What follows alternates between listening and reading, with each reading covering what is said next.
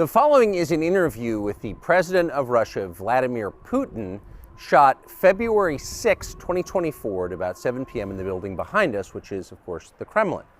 The interview, as you will see if you watch it, is primarily about the war in progress, the war in Ukraine, how it started, what's happening, and most pressingly, how it might end. One note before you watch. At the beginning of the interview, we asked the most obvious question, which is, why did you do this? Did you feel a threat, an imminent physical threat? And that's your justification. And the answer we got shocked us. Putin went on for a very long time, probably half an hour, about the history of Russia going back to the 8th century. And honestly, we thought this was a filibustering technique and found it annoying and interrupted him several times. And he responded he was annoyed by the interruption. But we concluded in the end, for what it's worth, that it was not a filibustering technique. There was no time limit on the interview. We ended it after more than 2 hours. Instead, what you're about to see seemed to us sincere, whether you agree with it or not. Vladimir Putin believes that Russia has a historic claim to parts of Western Ukraine. So our opinion would be to view it in that light, as a sincere expression of what he thinks. And with that, here it is. Mr. President, thank you. On February 22nd, 2022, you addressed your country in a nationwide address when the conflict in Ukraine started. And you said that you were acting because you had come to the conclusion that the United States, through NATO, might initiate a, quote, surprise attack on our country. And to American ears, that sounds paranoid. Tell us why you believe the United States might strike Russia out of the blue. How did you conclude that?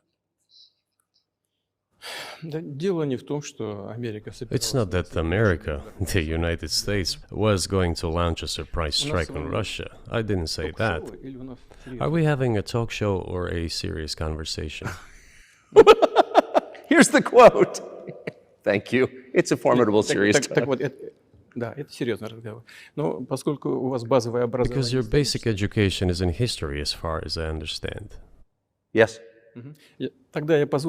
So if you don't mind, I will take only 30 seconds or 1 minute to give you a short reference to history for giving you a little historical background. Please. Let's look where our relationship with Ukraine started from. Where did Ukraine come from? The Russian state started gathering itself as a centralized statehood, and it is considered to be the year of the establishment of the Russian state in 862, when the townspeople of Novgorod invited a Varangian prince, Rurik, from Scandinavia to reign. In 1862, Russia celebrated the 1000th anniversary of its statehood. And in Novgorod, there is a memorial dedicated to the 1000th anniversary of the country. In 882, Rurik's successor, Prince Oleg, who was actually playing the role of regent at Rurik's younger son, because Rurik had died by that time, came to Kiev.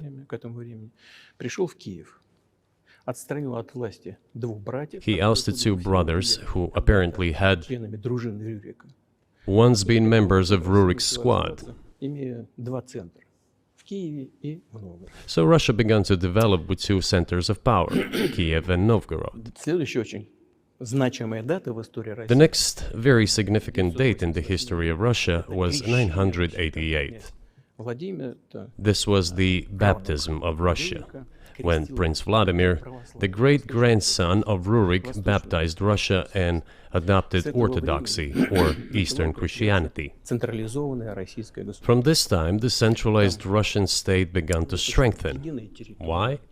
Because of the single territory, integrated economic ties, one and the same language, and, after the baptism of Russia, the same faith and rule of the prince. The centralized Russian state began to take shape. Back in the Middle Ages, Prince Yaroslav the Wise introduced the order of succession to a throne. But after he passed away, it became complicated for various reasons. The throne was passed not directly from father to eldest son, but from the prince who had passed away to his brother, then to his sons in different lines. All this led to the fragmentation and the end of Rus as a single state. There was nothing special about it. The same was happening then in Europe.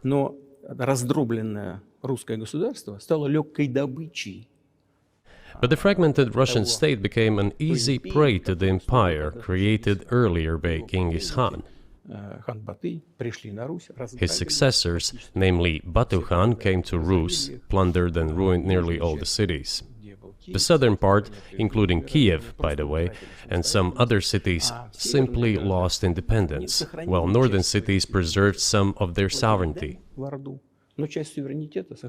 They had to pay tribute to the horde, but they managed to preserve some part of their sovereignty.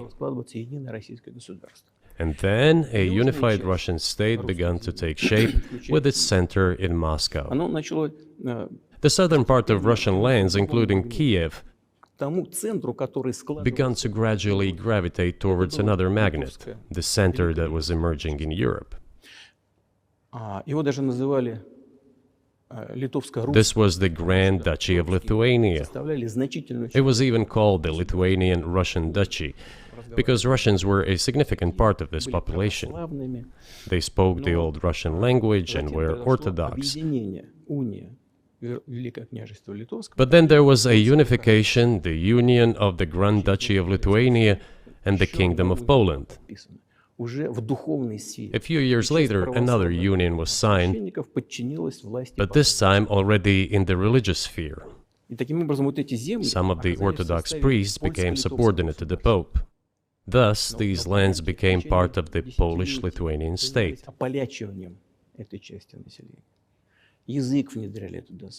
During decades, the Poles were engaged in Polonization of this part of the population.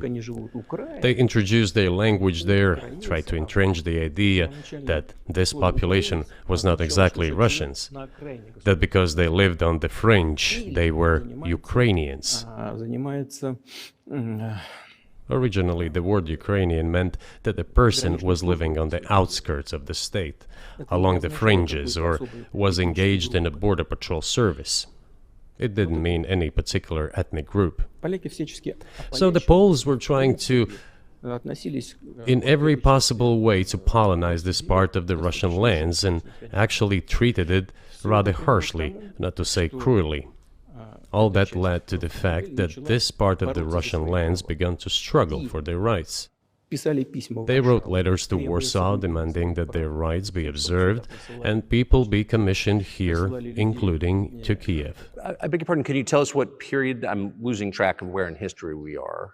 The Polish oppression of Ukraine. It was in the 13th century.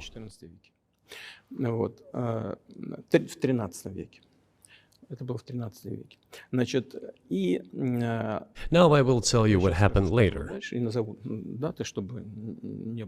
and give the dates so that there is no confusion.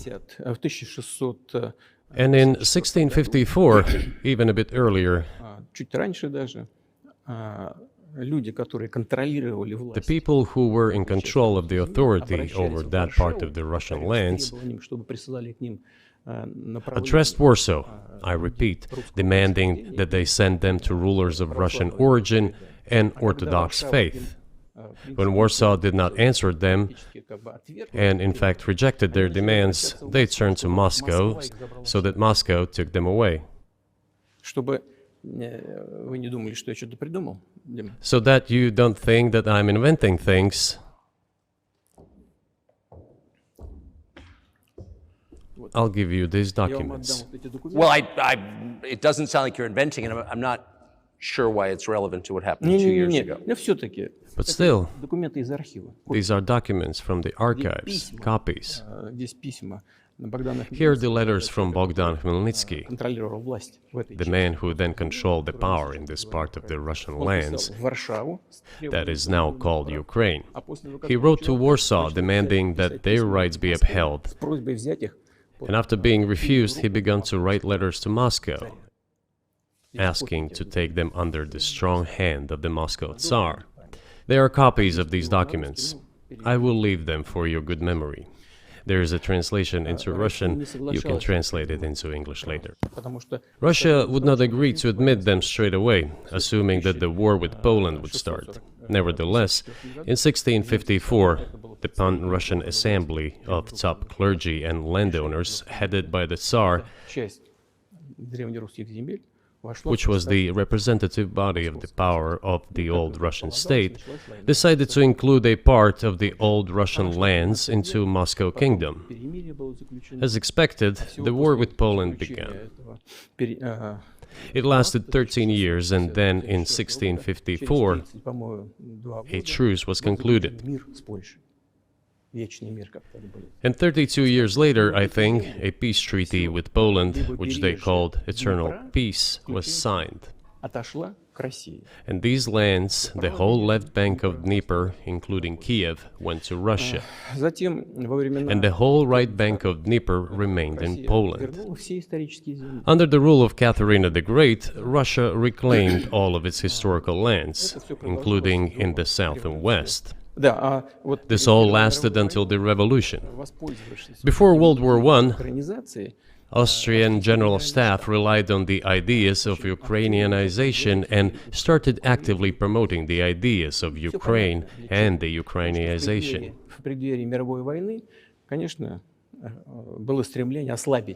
Their motive was obvious. Just before World War I, they wanted to weaken the potential enemy and secure themselves favorable conditions in the border area.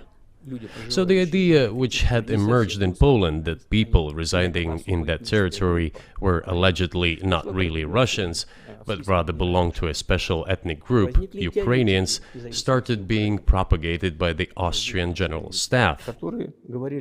As far back as the 19th century, theorists calling for Ukrainian independence appeared. All those, however, claimed that Ukraine should have a very good relationship with Russia. They insisted on that. After the 1917 revolution, the Bolsheviks sought to restore the statehood, and the civil war began, including the hostilities with Poland. In 1921, peace with Poland was proclaimed, and under that treaty, the right bank of Dnieper River once again was given back to Poland. In 1939, after Poland cooperated with Hitler, it did collaborate with Hitler, you know? Hitler offered Poland peace and a treaty of friendship. An alliance demanding in return that Poland give back to Germany the so-called Danzig corridor, which connected the bulk of Germany with East Prussia and Königsberg.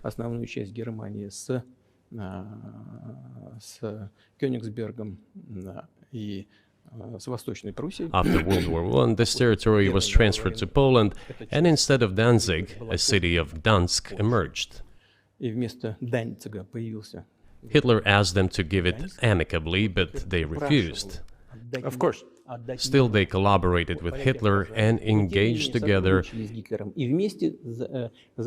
the partitioning of Czechoslovakia. But may I ask you, you're making the case that Ukraine, certainly parts of Ukraine, Eastern Ukraine, is in effect Russia, has been for hundreds of years.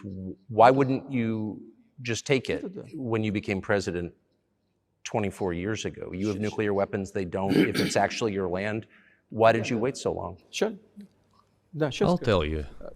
I'm coming to that. This briefing is coming to an end. It might be boring, but it explains many things. I just don't know how it's relevant. Good. Good. I'm so gratified that you appreciate that. Thank you. So, before World War II, Poland collaborated with Hitler, and although it did not yield to Hitler's demands, it still participated in the partitioning of Czechoslovakia together with Hitler, as the Poles had not given the Danzig corridor to Germany and went too far, pushing Hitler to start World War II by attacking them. Why was it Poland against whom the war started on 1st September 1939? Poland turned out to be uncompromising, and Hitler had nothing to do but start implementing his plans with Poland. By the way, the USSR, I have read some archive documents, behaved very honestly.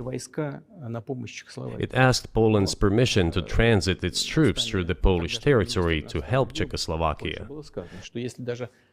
But the then Polish foreign minister said that if the Soviet planes flew over Poland, they would be downed over the territory of Poland. But that doesn't matter. What matters is that the war began, and Poland fell prey to the policies it had pursued against Czechoslovakia, as under the well-known Molotov-Ribbentrop Pact. Part of the territory, including western Ukraine, was to be given to Russia. Thus, Russia, which was then named the USSR, regained its historical lands. After the victory in the Great Patriotic War, as we call World War II, all those territories were ultimately enshrined as belonging to Russia, to the USSR.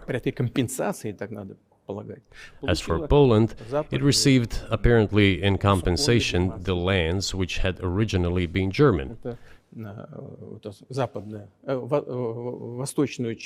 The eastern parts of Germany, these are now western lands of Poland. Of course, Poland regained access to the Baltic Sea and Danzig, which was once again given its Polish name. So this was how this situation developed. In 1922, when the USSR was being established, the Bolsheviks started building the USSR and established the Soviet Ukraine, which had never existed before. Right.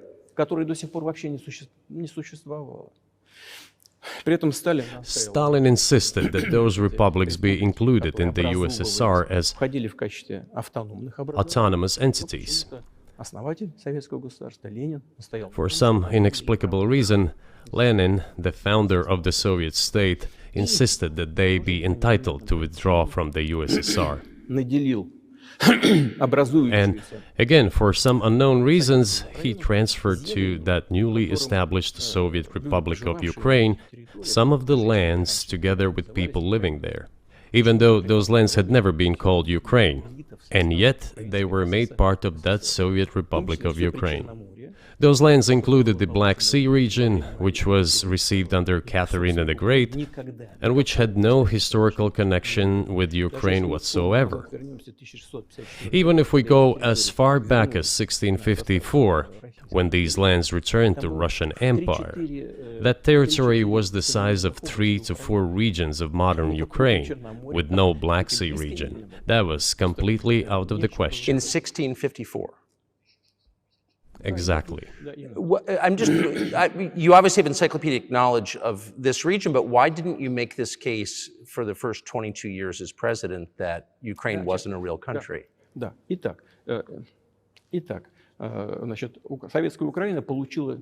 The Soviet Union was given a great deal of territory that had never belonged to it, including the Black Sea region. At some point, when Russia received them as an outcome of the Russo-Turkish Wars, they were called New Russia or Novorossiya. But that does not matter. What matters is that Lenin, the founder of the Soviet state, established Ukraine that way. For decades, the Ukrainian Soviet Republic developed as part of the USSR. And for unknown reasons, again, the Bolsheviks were engaged in Ukrainianization. It was not merely because the Soviet leadership was composed to a great extent of those originating from Ukraine. Rather, it was explained by the general policy of indigenization pursued by the Soviet Union. Same things were done in other Soviet republics. This involved promoting national languages and national cultures, which is not a bad in principle. That is how the Soviet Ukraine was created. After the World War II, Ukraine received, in addition to the lands that had belonged to Poland before the war, part of the lands that had previously belonged to Hungary and Romania. So Romania and Hungary had some of their lands taken away and given to the Soviet Ukraine, and they still remain part of Ukraine. So in this sense, we have every reason to affirm that Ukraine is an artificial state that was shaped at Stalin's will. Do you believe Hungary has a right to take its land back from Ukraine, and that other nations have a right to go back to their 1654 borders?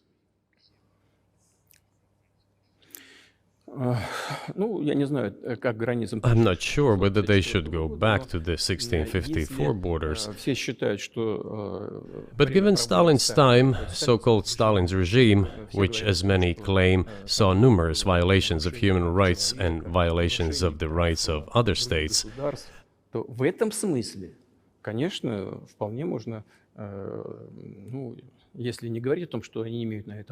one may say that they could claim back those lands of theirs while having no right to do that.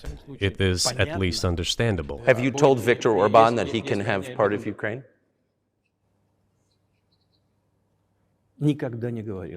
Never.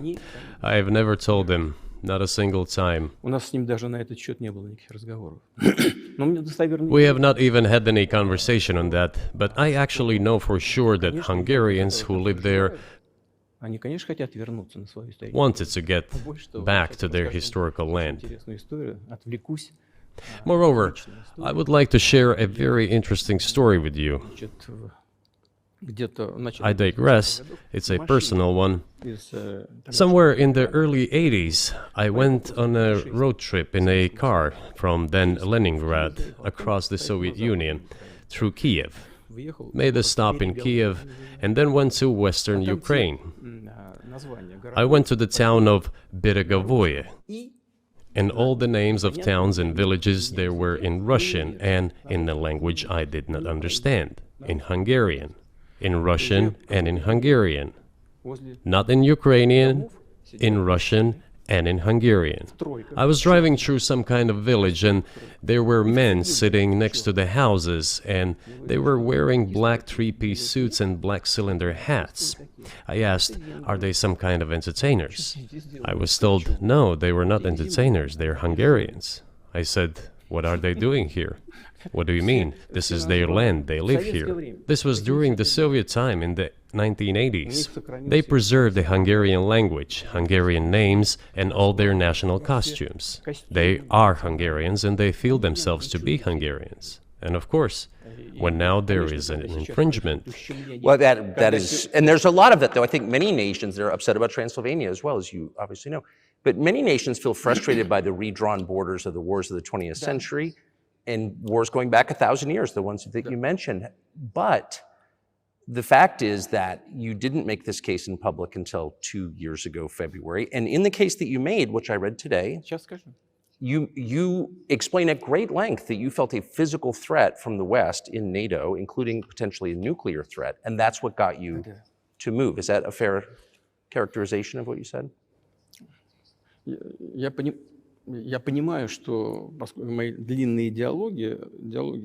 I understand that my long speeches probably fall outside of the genre of the interview.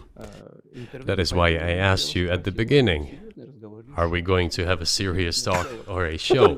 You said a serious talk, so bear with me, please. We're coming to the point where the Soviet Ukraine was established. Then, in 1991, the Soviet Union collapsed, and everything that Russia had generously bestowed on Ukraine was dragged away by the latter. I'm coming to a very important point of today's agenda. Thank you. After all, the collapse of the Soviet Union was effectively initiated by the Russian leadership. I do not understand what the Russian leadership was guided by at the time, but I suspect there were several reasons to think everything would be fine.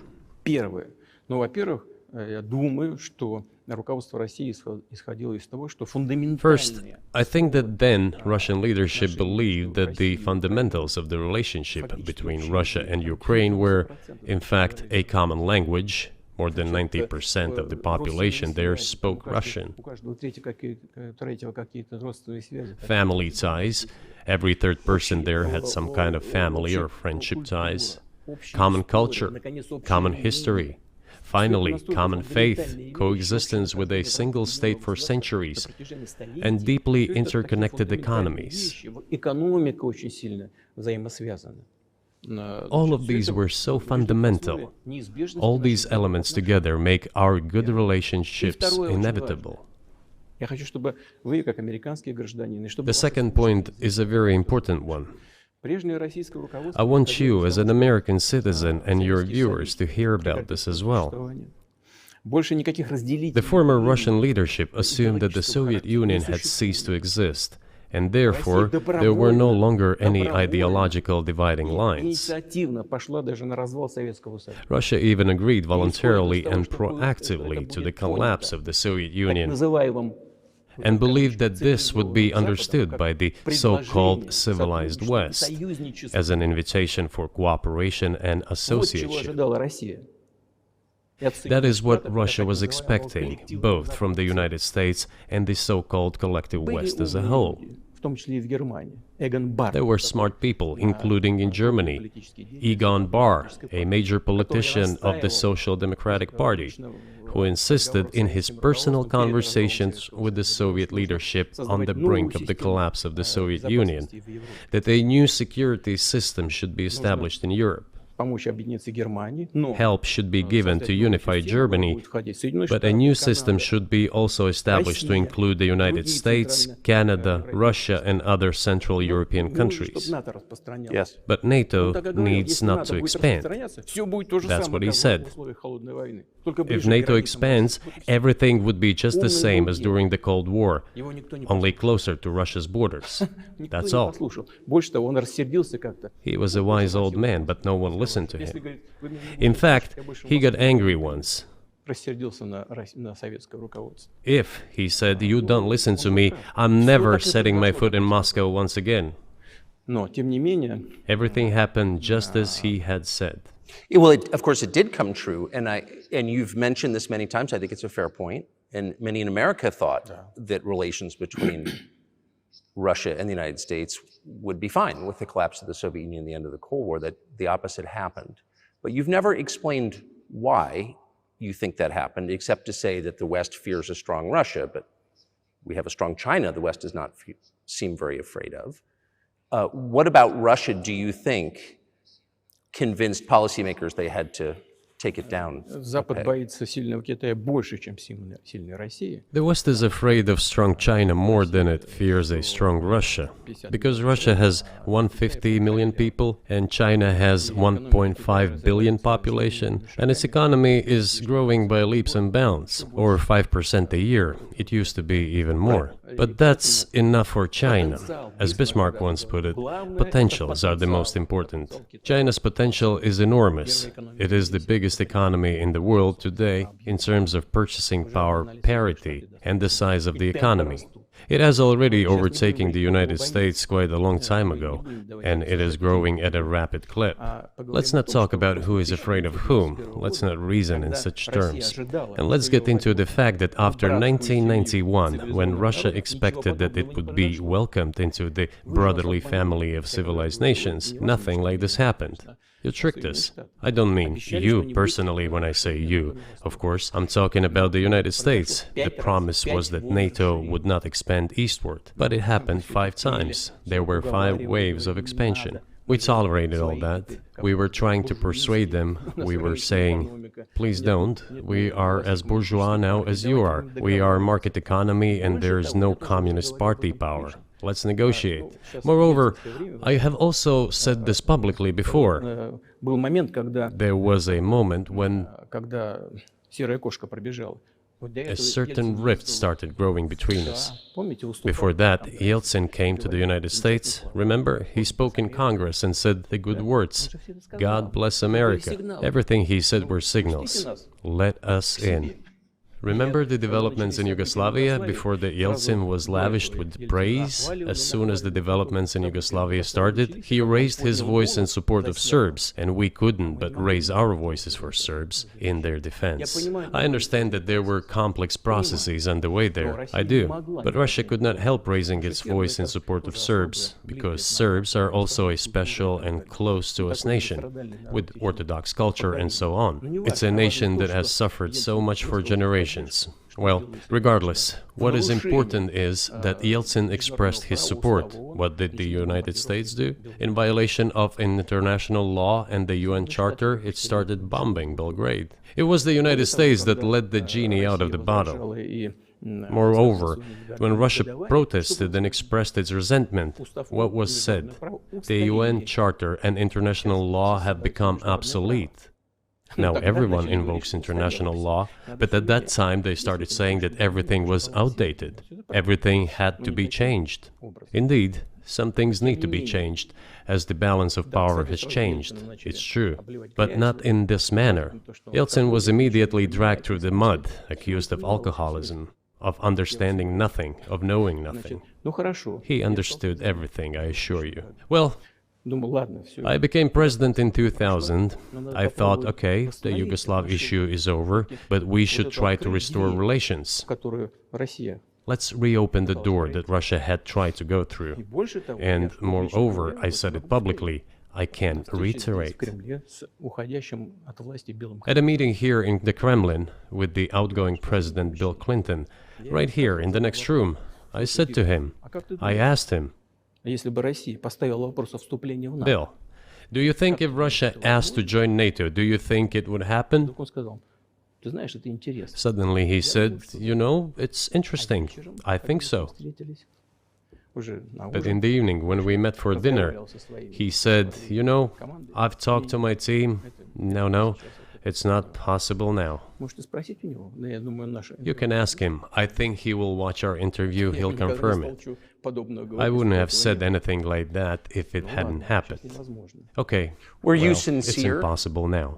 Would you have joined NATO? Look, I asked the question, is it possible or not? And the answer I got was no. If I was insincere in my desire to find out what the leadership position was... But if he had said yes, would you have joined NATO? If he had said yes, the process of rapprochement would have commenced, and eventually it might have happened, if we had seen some sincere wish on the other side of our partners. But it didn't happen. Well, no means no. Okay, fine. Why do you think that is? Just to get to motive, I know you're clearly bitter about it, I understand, but why do you think the West rebuffed you then? Why the hostility? Why did the end of the Cold War not fix the relationship? What motivates this from your point of view? You said I was bitter about the answer. No, it's not bitterness. It's just a statement of fact. We're not bride and groom, bitterness, resentment. It's not about those kind of matters in such circumstances. We just realized we weren't welcome there, that's all. Okay, fine. But let's build relations in another manner. Let's look for common ground elsewhere. Why we received such a negative response, you should ask your leaders. I can only guess why. Too big a country with its own opinion and so on. And the United States, I've seen how issues are being resolved in NATO. I will give you another example now concerning Ukraine. The US leadership exerts pressure, and all NATO members obediently vote, even if they do not like something. Now, I'll tell you what happened in this regard with Ukraine in 2008, although it's being discussed. I'm not going to open a secret to you, say anything new. Nevertheless, after that we tried to build relations in different ways. For example, the events in the Middle East, in Iraq. We were building relations with the United States in a very soft, prudent, cautious manner. I repeatedly raised the issue that the United States should not support separatism or terrorism in the North Caucasus. But they continue to do it anyway. and political support, information support, financial support, even military support came from the United States and its satellites for terrorist groups in the Caucasus. I once raised this issue with my colleague, also the President of the United States. He says, "It's impossible. Do you have proof?" I said, "Yes." I was prepared for this conversation, and I gave him that proof. He looked at it, and you know what he said? "I apologize, but that's what happened." I'll quote. He says, "Well, I'm gonna kick their ass." We waited and waited for some response. There was no reply. I said to the FSB director, "Write to the CIA, what is the result of the conversation with President?" He wrote once, twice, and then we got a reply. We have the answer in the archive. The CIA replied, "We have been working with the opposition in Russia. We believe that this is the right thing to do, and we will keep on doing it." Just ridiculous. Well, okay. We realized that it was out of the question. Forces in opposition to you. So you're saying the CIA is trying to overthrow your government? Of course, they meant in that particular case the separatists, the terrorists who fought with us in the Caucasus. That's who they called the opposition. This is the second point. The third moment is a very important one, is the moment when the US missile defense system was created. The beginning. We persuaded for a long time not to do it in the United States. Moreover, after was invited by Bush Jr.'s father, Bush Sr., to visit his place on the ocean, I had a very serious conversation with President Bush and his team. I proposed that the United States, Russia, and Europe jointly create a missile defense system that, we believe, if created unilaterally, threatens our security, despite the fact that the United States officially said that it was being created against missile threats from Iran. That was the justification for the deployment of the missile defense system. I suggested working together, Russia, the United States, and Europe. They said it was very interesting. They asked me, "Are you serious?" I said, "Absolutely." Let me ask, what year was this? I don't remember. It is easy to find out on the internet when I was in the USA at the invitation of Bush Sr. It is even easier to learn from someone I'm going to tell you about. I was told it was very interesting. I said, just imagine if we could tackle such a global strategic security challenge together. The world will change. We'll probably have disputes, probably economic and even political ones, but we could drastically change the situation in the world. He says yes, and asks, "Are you serious?" I said, "Of course. We need to think about it," I'm told. I said, "Go ahead, please." Then Secretary of Defense Gates, former director of CIA, and Secretary of State Rice came in here, in this cabinet, right here at this table. They sat on this table. Me, the foreign minister, the Russian defense minister on that side. They said to me, "Yes, we have thought about it. We agree." I said, "Thank God, great, but with some exceptions." So twice you've described US presidents making decisions and then being undercut by their agency heads. So it sounds like you're describing a system that's not run by the people who are elected, in your telling. That's right, that's right. In the end, they just told us to get lost. I'm not going to tell you the details because I think it's incorrect. After all, it was confidential conversation. But our proposal was declined. That's a fact. It was right then when I said, "Look, but then we will be forced to take countermeasures. We will create such strike systems that will certainly overcome missile defense systems." The answer was, "We are not doing this against you, and you do what you want," assuming that it is not against us, not against the United States. I said, "Okay." Very well.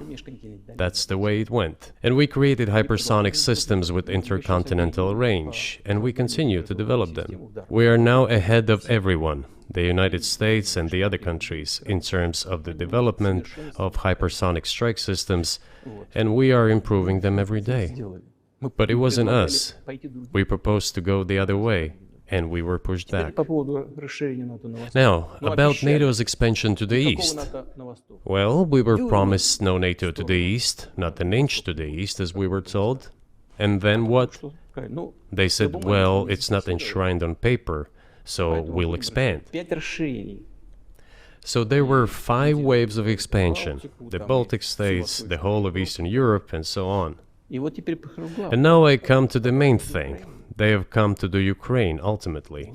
In 2008, at the summit in Bucharest, they declared that the doors for Ukraine and Georgia to join NATO were open. Now about how decisions are made there. Germany, France seem to be against it, as well as some other European countries. But then, as it turned out later, President Bush, and he's such a tough guy, a tough politician, as I was told later, he exerted pressure on us and we had to agree. It's ridiculous, it's like kindergarten. Where are the guarantees? What kindergarten is this? What kind of people are these? Who are they? You see, they were pressed, they agreed. And then they say, Ukraine won't be in the NATO, you know? I say, I don't know. I know you agreed in 2008. Why won't you agree in the future? Well, they pressed us then. I say, why won't they press you tomorrow? And you'll agree again. Well, it's nonsensical. Who's there to talk to? I just don't understand. We're ready to talk. But with whom? Where are the guarantees? None. So they started to develop the territory of Ukraine. Whatever is there, I have told you the background, how this territory developed, what kind of relations there were with Russia. Every second or third person there has always had some ties with Russia. And during the elections, in already independent, sovereign Ukraine, which gained its independence as a result of the Declaration of Independence, and by the way, it says that Ukraine is a neutral state, and in 2008, suddenly the doors or gates to NATO were open to it. Oh, come on. This is not how we agreed. Now, all the presidents that have come to power in Ukraine, they relied on electorate with a good attitude to Russia in one way or the other. This is the southeast of Ukraine. This is a large number of people. And it was very difficult to dissuade this electorate, which had a positive attitude towards Russia. Viktor Yanukovych came to power, and how? The first time he won after President Kuchma, they organized a third round, which is not provided for in the constitution of Ukraine. This is a coup d'etat. Just imagine, someone in the United States wouldn't like the outcome. In 2014? Before that. No, this was before that. After President Kuchma, Viktor Yanukovych won the elections. However, his opponents did not recognize that victory. The US supported the opposition, and the third round was scheduled. What is this? This is a coup. The US supported it, and the winner of the third round came to power. Imagine if in the US something was not to someone's liking, and the third round of election, which the US Constitution does not provide for, was organized. Nonetheless, it was done in Ukraine. Okay, Viktor Yushchenko, who was considered a pro-Western politician, came to power. Fine, we have built relations with him as well. He came to Moscow with visits. We visited Kiev. I visited too. We met in an informal setting. If he's pro-Western, so be it. It's fine. Let people do their job. The situation should have developed inside the independent Ukraine itself. As a result of Kuchma's leadership, things got worse and Viktor Yanukovych came to power after all. Maybe he wasn't the best president and politician, I don't know. I don't want to give assessments. However, the issue of the association with the EU came up. We have always been lenient to this. Suit yourself.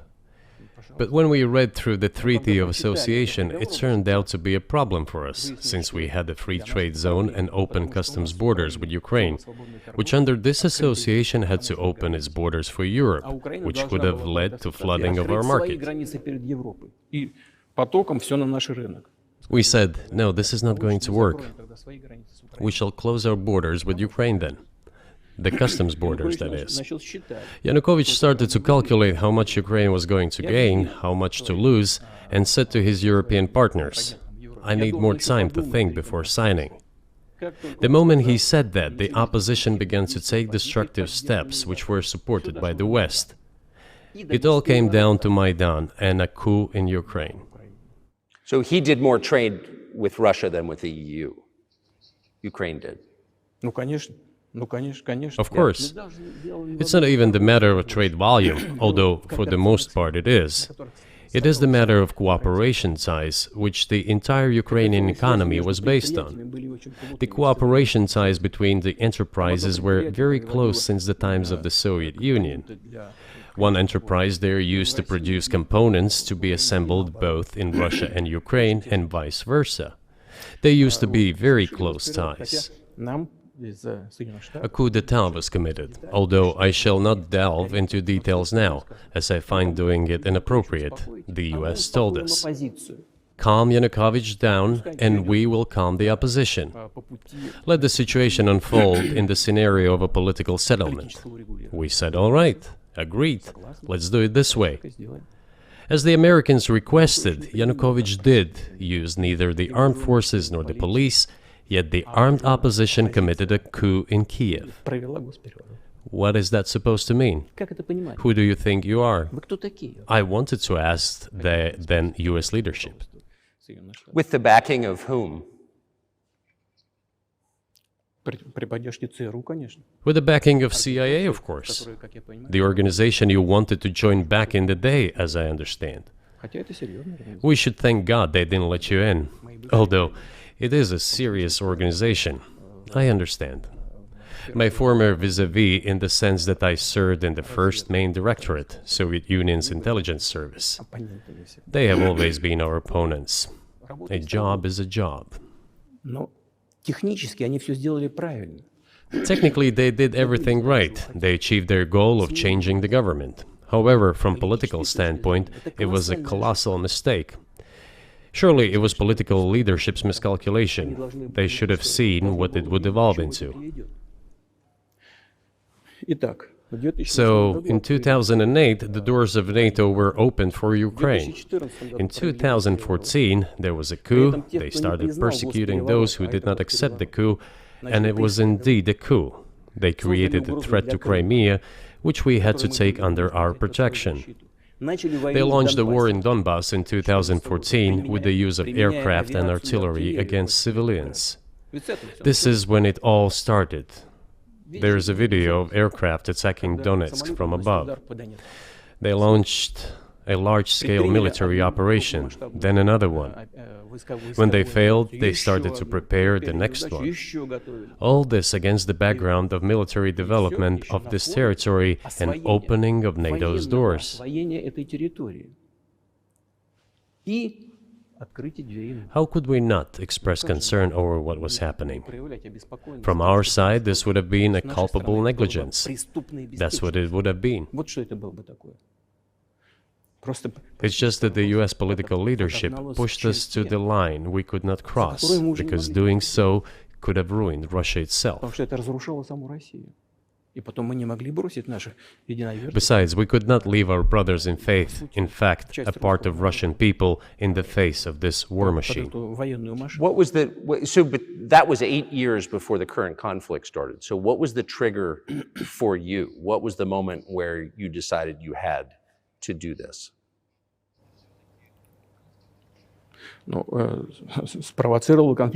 Initially, it was the coup in Ukraine that provoked the conflict. By the way, back then the representatives of 3 European countries, Germany, Poland and France, arrived. They were the guarantors of the signed agreement between the government of Yanukovych and the opposition. They signed it as guarantors. Despite that, the opposition committed a coup, and all these countries pretended that they didn't remember that they were guarantors of the peaceful settlement.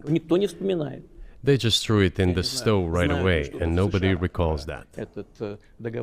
I don't know if the US know anything about the agreement between the opposition and the authorities, and its three guarantors who, instead of bringing this whole situation back in the political field, supported the coup. Although it was meaningless, believe me, because President Yanukovych agreed to all conditions. He was ready to hold an early election, which he had no chance of winning, frankly speaking. Everyone knew that. Then why the coup? Why the victims? Why threatening Crimea? Why launching an operation in Donbass? This I do not understand. That is exactly what the miscalculation is. CIA did its job to complete the coup. I think one of the deputy secretaries of state said that it cost a large sum of money, almost 5 billion. But the political mistake was colossal. Why would they have to do that? All this could have been done legally, without victims, without military action, without losing Crimea. We would have never considered to even lift a finger if it hadn't been for the bloody developments on Maidan. Because we agreed with the fact that after the collapse of the Soviet Union, our borders should be along the borders of former Union's republics. We agreed to that. But we never agreed to NATO's expansion, and moreover, we never agreed that Ukraine would be in NATO. We did not agree to NATO bases there without any discussion with us. For decades, we kept asking, don't do this, don't do that. And what triggered the latest events? Firstly, the current Ukrainian leadership declared that it would not implement the Minsk agreements, which had been signed, as you know, after the events of 2014 in Minsk, where the plan of peaceful settlement in Donbass was set forth. But no, the current Ukrainian leadership, foreign minister, all other officials, and then president himself said that they don't like anything about the Minsk agreements. In other words, they were not going to implement it. A year or a year and a half ago, former leaders of Germany and France said openly to the whole world that they indeed signed the Minsk agreements, but they never intended to implement them. They simply led us by the nose. Was there anyone for you to talk to? Did you call a U.S. President, Secretary of State and say, if you keep militarizing Ukraine with NATO forces, this is going to be we're going to act?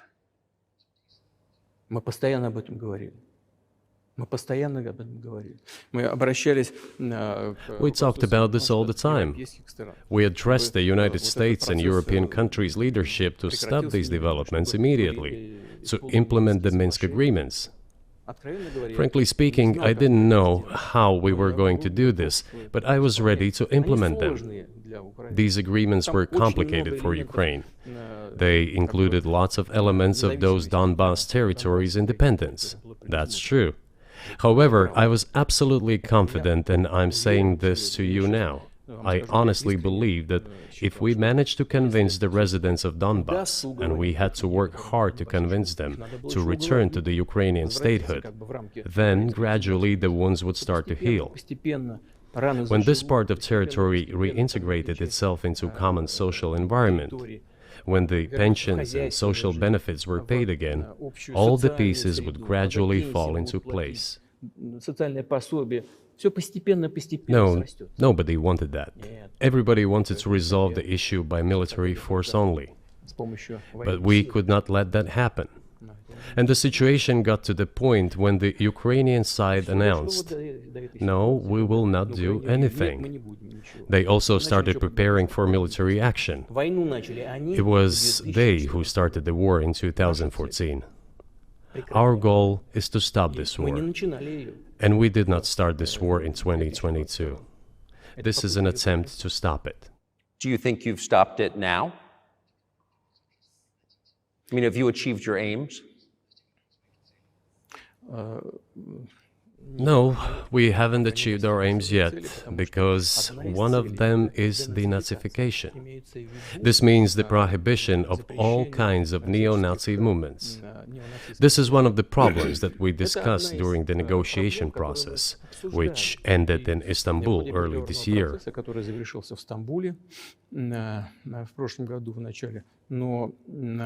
And it was not our initiative, because we were told by the Europeans, in particular, that it was necessary to create conditions for the final signing of the documents. My counterparts in France and Germany said, "How can you imagine them signing a treaty with a gun to their heads? The troops should be pulled back from Kiev." I said, "All right." We withdrew the troops from Kiev. As soon as we pulled back our troops from Kiev, our Ukrainian negotiators immediately threw all our agreements reached in Istanbul into the bin and got prepared for a long-standing armed confrontation with the help of the United States and its satellites in Europe. That is how the situation has developed, and that is how it looks now. But what is, pardon my ignorance, what is denazification? What would that mean? What is... Да, вот я как раз хочу сейчас об этом сказать. Это очень важный вопрос. Денацификация. That is what I want to talk about right now. It is a very important issue. Denazification. After gaining independence, Ukraine began to search, as some Western analysts say, its identity. And it came up with nothing better than to build this identity upon some false heroes who collaborated with Hitler.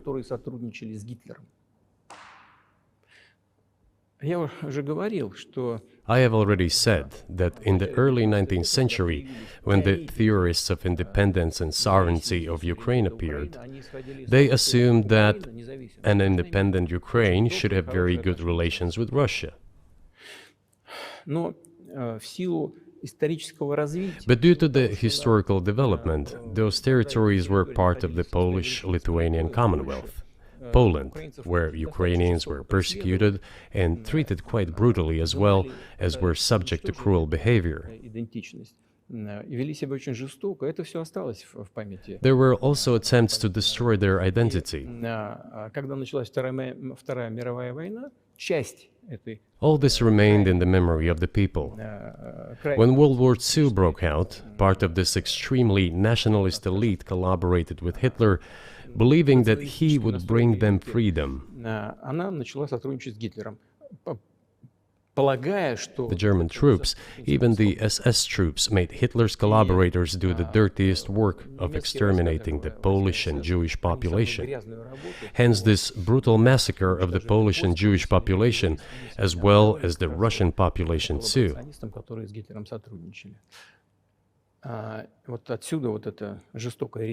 This was led by the persons who are well known, Bandera, Shukevich. It was those people who were made national heroes. That is the problem. And we are constantly told that nationalism and neo-Nazism exist in other countries as well. Yes, they are seedlings, but we uproot them, and other countries fight against them. But Ukraine is not the case. These people have been made into national heroes in Ukraine. Monuments to those people have been erected. They are displayed on flags. Their names are shouted by crowds that walk with torches, as it was in Nazi Germany.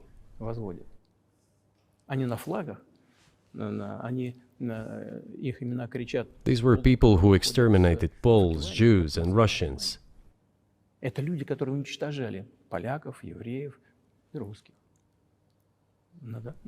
is necessary to stop this practice and prevent the dissemination of this concept. I say that Ukrainians are part of the one Russian people. They say, no, we are a separate people.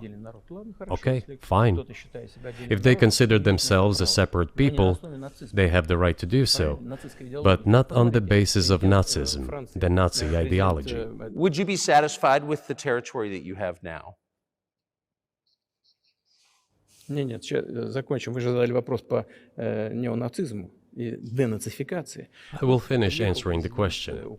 You just asked a question about neo-Nazism and denazification. Замалчивается на Западе. Look, the president of Ukraine visited Canada. The story is well known, but being silenced in the Western countries. Спикер парламента. The Canadian Parliament introduced a man who, as the Speaker of the Parliament said, fought against the Russians during the World War II. Well, who fought against the Russians during the World War II? Hitler and his accomplices. It turned out that this man served in the SS troops. He personally killed Russians, Poles, and Jews. The SS troops consisted of Ukrainian nationalists who did this dirty work. The president of Ukraine stood up with the entire Parliament of Canada and applauded this man. How can this be imagined? The president of Ukraine himself, by the way, is a Jew by nationality. Really, my question is, what do you do about it? I mean, Hitler's been dead for 80 years. Nazi Germany no longer exists. And so, true. And so, I think what you're saying is you want to extinguish or at least control Ukrainian nationalism. But how? How do you do that? Вот послушайте меня. Ваш вопрос очень тонкий. Listen to me. Your question is very subtle, and I can tell you what I think. Do not take offense. Of course. Он, казалось бы, тонкий, он очень противный, этот вопрос. This question appears to be subtle. It is quite pesky. Значит, You say Hitler has been dead for so many years, 80 years. But his example lives on. People who exterminated Jews, Russians, and Poles are alive. And the president, the current president of today's Ukraine, applauds him in the Canadian Parliament, gives a standing ovation. Can we say that we have completely uprooted this ideology if what we see is happening today? That is what denazification is in our understanding. We have to get rid of those people who maintain this concept and support this practice and try to preserve it. That is what denazification is. That is what we mean. Right. My question was a little more specific. It was, of course, not a defense of Nazis, neo or otherwise. It was a practical question. You don't control the entire country. You don't control Kiev. You don't seem like you want to. So how do you eliminate a culture or an ideology or feelings or a view of history in a country that you don't control? What do you do about that? А вот знаете, как вам не покажется странным, в ходе переговоров в Стамбуле... You know, as strange as it may seem to you, during the negotiations in Istanbul, we did agree that we have it all in writing. Neo-Nazism would not be cultivated in Ukraine, including that it would be prohibited at the legislative level. Mr. Carslon, we agreed on that. This, it turns out, can be done during the negotiation process. And there's nothing humiliating for Ukraine as a modern civilized state. Is any state allowed to promote Nazism? It is not, is it? That is it. Will there be talks, and why haven't there been talks about resolving the conflict in Ukraine, peace talks? Они были, они дошли до очень высокой стадии согласования позиций, сложно. They have been. They reached a very high stage of coordination of positions in a complex process, but still they were almost finalized. But after we withdrew our troops from Kiev, as I have already said, the other side threw away all these agreements and obeyed the instructions of Western countries, European countries, and the United States to fight Russia to the bitter end. Moreover, the president of Ukraine has legislated a ban on negotiating with Russia. He signed a decree forbidding everyone to negotiate with Russia. But how are we going to negotiate if he forbade himself and everyone to do this? We know that he is putting forward some ideas about this settlement, but in order to agree on something, we need to have a dialogue. Is that not right? Well, but you wouldn't be speaking to the Ukrainian president, you'd be speaking to the American president. When was the last time you spoke to Joe Biden? I cannot remember when I talked to him. I do not remember. We can look it up. You don't remember? No. Why? Do I have to remember everything? I have my own things to do. We have domestic political affairs. Well, he's funding the war that you're fighting, so I would think that would be memorable. Well, yes, he funds, but I talked to him before the special military operation, of course. And I said to him then, by the way, I will not go into details, I never do, but I said to him then, I believe that you are making a huge mistake of historic proportions by supporting everything that is happening there, in Ukraine, by pushing Russia away. I told him repeatedly, by the way. I think that would be correct if I stop here. What did he say? Ask him, please. It is easier for you. You are a citizen of the United States. Go and ask him. It is not appropriate for me to comment on our conversation. But you haven't spoken to him since before February of 2022?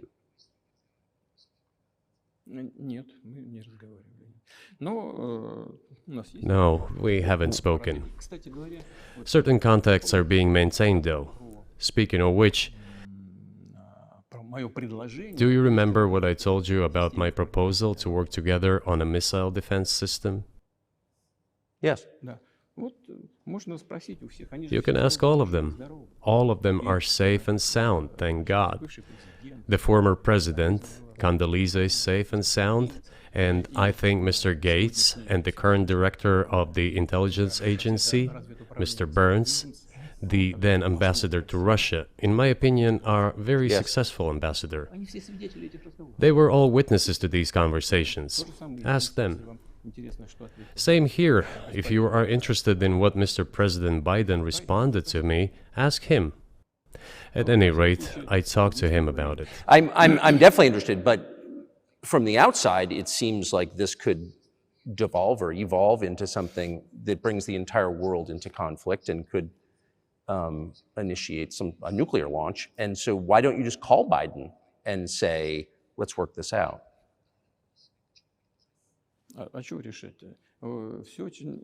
What's there to work out? It's very simple. I repeat. We have contacts through various agencies.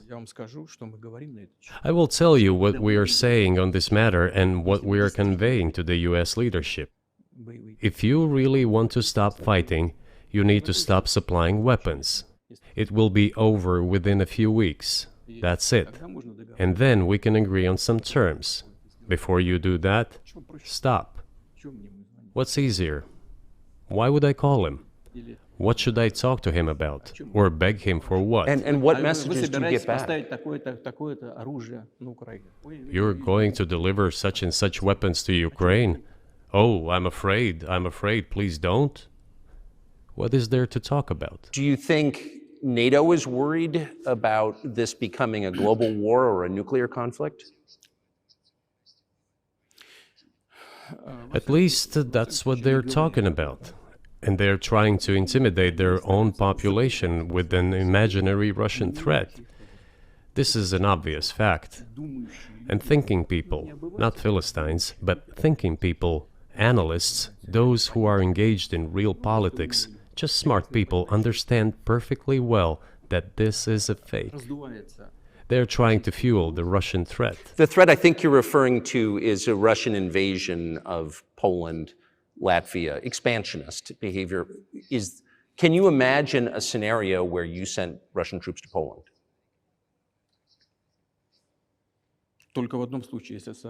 Only in one case, if Poland attacks Russia.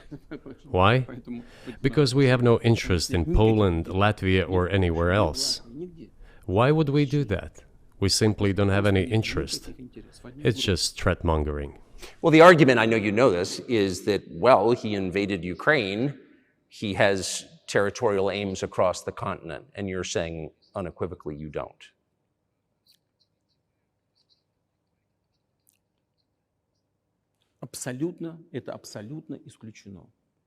It is absolutely out of the question. You just don't have to be any kind of analyst. It goes against common sense to get involved in some kind of a global war. грань. And a global war will bring all humanity to the brink of destruction. It's obvious. Вот. И есть, конечно, средства. There are certainly means of deterrence. They have been scaring everyone with us all along. Tomorrow Russia will use tactical nuclear weapons. Tomorrow Russia will use that. No, the day after tomorrow. So what? Выбить из налогоплательщиков In order to США extort additional money from US taxpayers and European taxpayers in the confrontation with Russia in the Ukrainian theater of war. как можно. The goal is to weaken Russia as much as possible.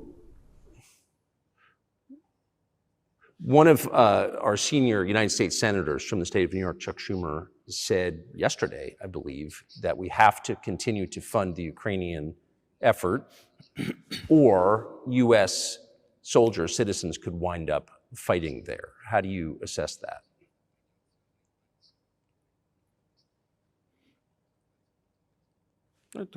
Это провокация.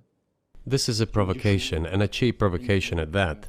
Американские солдаты должны воевать. I do not understand why American soldiers should fight in Ukraine. There are mercenaries from the United States there. The bigger number of mercenaries comes from Poland, with mercenaries from the United States in second place, and mercenaries from Georgia in third place. Безусловно. Well, if somebody has the desire to send regular troops, that would certainly bring humanity to the brink of very serious global conflict. This is obvious. Do the United States need this? What for? Национальной территории. У вас нечем заниматься. Thousands of miles away from your national territory. На границе полно. Проблемы Don't you have anything better to do? с государством. You have issues on the border, issues with migration, issues with the national debt, more than $33 trillion. You have nothing better to do, so you should fight in Ukraine? Понимая ситуацию, которая складывается. Wouldn't it be better to negotiate with Russia? Make an agreement, already understanding the situation that is developing today, realizing that Russia will fight for its interests to the end? К здравому смыслу. And realizing this, actually return to common sense, start respecting our country and its interests, and look for certain solutions. Кажется, что это гораздо умнее. It seems to me that this is much smarter and more rational. Who blew up Nord Stream? You for sure. I was busy that day.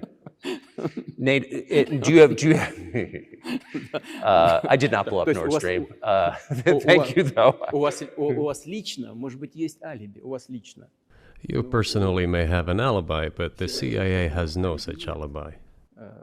Do you have evidence that NATO or the CIA did it?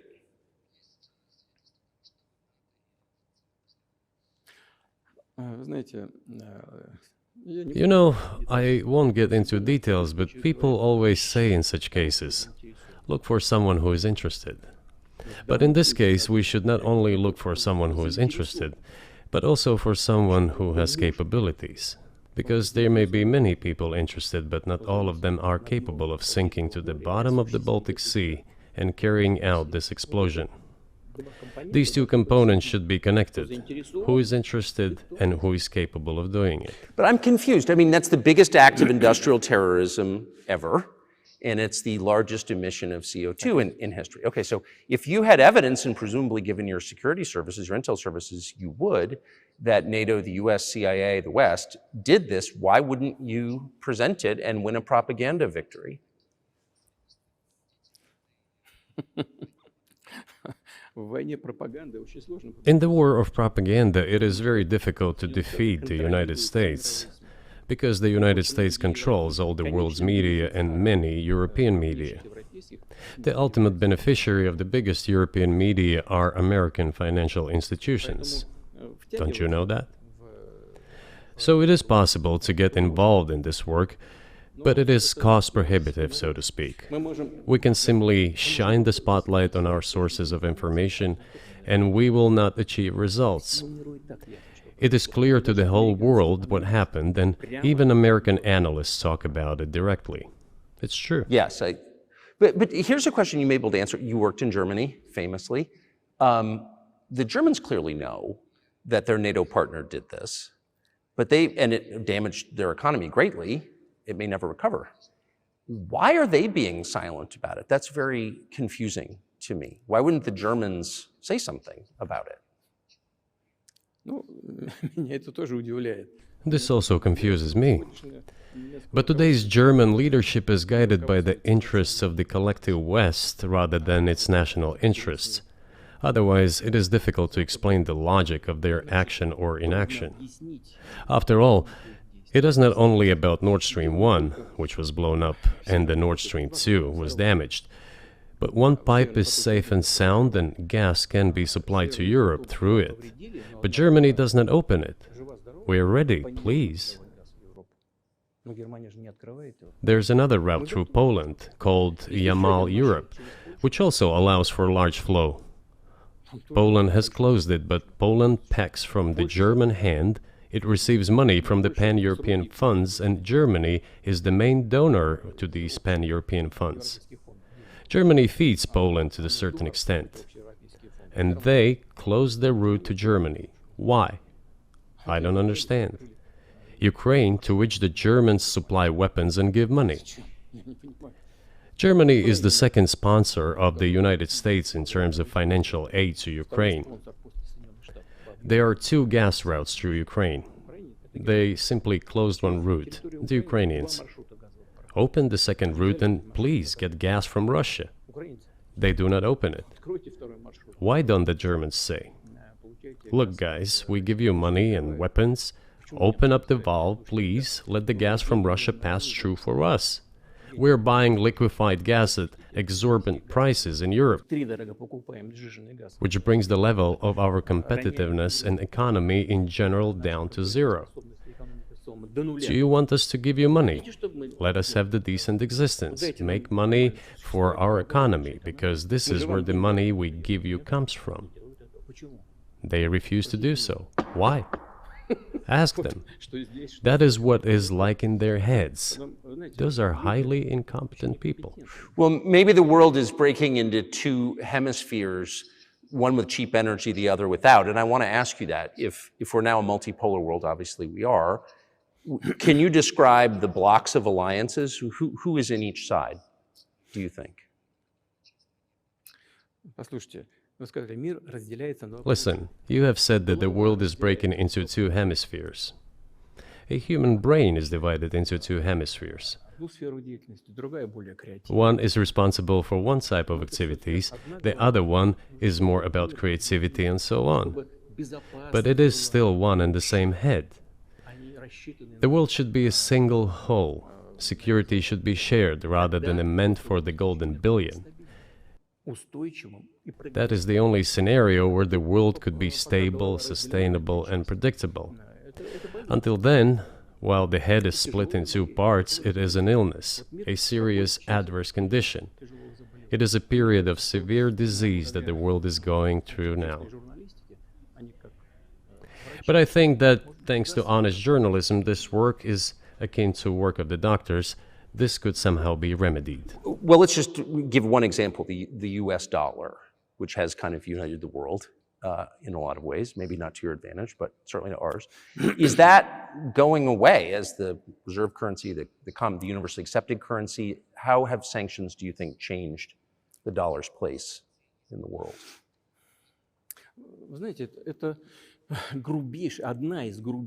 You know, to use the dollar as a tool of foreign policy struggle is one of the biggest strategic mistakes made by the US political leadership.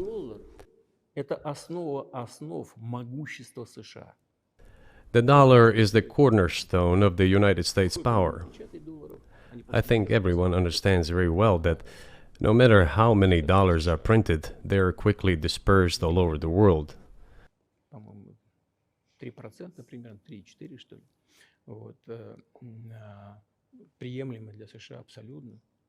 Inflation in the United States is minimal. It's about 3 or 3.4%, which is, I think, totally acceptable for the US. But they won't stop printing. What does the debt of $33 trillion tell us about?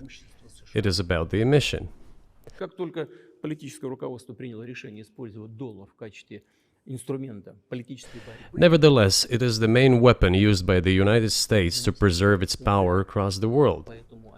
As soon as the political leadership decided to use the US dollar as a tool of political struggle, a blow was dealt to this American power.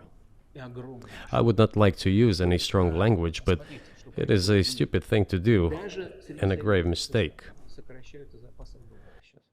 Все смотрят на то, что происходит, и начинают искать возможности. Look at what is going on in the world. Even the United States allies are now downsizing their dollar reserves. Seeing this, everyone starts looking for ways to protect themselves. But the fact that the United States applies restrictive measures to certain countries, such as placing restrictions on transactions, freezing assets, etc., causes grave concern and sends a signal to the whole world. What did we have here? Until 2022, about 80% of Russian foreign trade transactions were made in US dollars and euros. В наших расчетах с третьими странами. Значит, US dollars accounted for approximately 50% of our transactions with third countries, while currently it is down to 13%. It wasn't us who banned the use of the US dollar. США приняли решение ограничить наши расчеты в долларах. We had no such intention.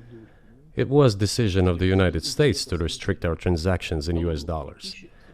I think it is complete foolishness from the point of view of the interests of the United States itself and its taxpayers, as it damages the US economy, undermines the power of the United States across the world. By the way, our transactions in yuan accounted for about 3%. Сейчас 34%. Today, 34% of our transactions are made in rubles and about as much, Столько же 30. a little over 34% in yuan. Зачем Соединенные Штаты это сделали? Why did the United States do this? My only guess is self-conceit. Думали, наверное, что They всё probably thought it would lead to full collapse, but nothing collapsed. Moreover, other countries, including oil producers, are thinking of and already accepting payments for oil in yuan. Do you even realize what is going on or not? Ну, вы понимаете, что это такое происходит? Does anyone in the United States realize this? Понимаете, в тех же Соединенных Штатах? What are you doing? You are cutting yourself off. All experts say this. То, что всегда... Ask any intelligent and thinking person in the United States what the dollar means for the US. But You're killing it with your own hands. I think that's I think that's a fair assessment. The question is what comes next, and maybe you trade one colonial power for another, much less sentimental and forgiving colonial power. I mean, is the BRICS, for example, in danger of being completely dominated by the Chinese economy in a way that's not good for their sovereignty? Do you worry about that? Эти страшилки нам... Well, we have heard those boogeyman stories before. It is a boogeyman story. We're neighbors with China. You cannot choose neighbors just as you cannot choose close relatives. We share a border of 1,000 kilometers with them. This is number one. Second, we have a centuries-long history of coexistence. We're used to it. Third, China's foreign policy philosophy is not aggressive. Its idea is to always look for compromise, and we can see that. The next point is as follows. We are always told the same boogeyman story, and here it goes again. Through an euphemistic form, but it is still the same boogeyman story. The cooperation with China keeps increasing. The pace at which China's cooperation with Europe is growing is higher and greater than that of the growth of Chinese-Russian cooperation. Ask Europeans, aren't they afraid? They might be, I don't know. But they are still trying to access China's market at all costs, especially now that they are facing economic problems. Chinese businesses are also exploring the European market. Do Chinese businesses have small presence in the United States? Yes, the political decisions are such that they are trying to limit their cooperation with China. It is to your own detriment, Mr. Tucker, that you are limiting cooperation with China. You are hurting yourself. It is a delicate matter, and there are no silver bullet solutions, just as it is with the dollar. So, before introducing any illegitimate sanctions, illegitimate in terms of the Charter of the United Nations, one should think very carefully. For decision makers, this appears to be a problem. So you said a moment ago that the world would be a lot better if it weren't broken into competing alliances, if there was cooperation globally. One of the reasons you don't have that is because the current American administration is dead set against you. Do you think if there were a new administration after Joe Biden that you would be able to reestablish communication with the US government? Or does it not matter who the president is?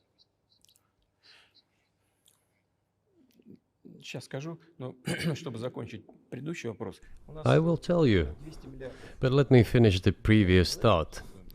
We, together with my colleague and friend, President Xi Jinping, set a goal to reach $200 billion of mutual trade with China this year. We have exceeded this level. According to our figures, our bilateral trade with China totals already $230 billion, and the Chinese statistics says it is $240 billion. One more important thing. Our trade is well balanced, mutually complementary in high-tech, energy, scientific research and development.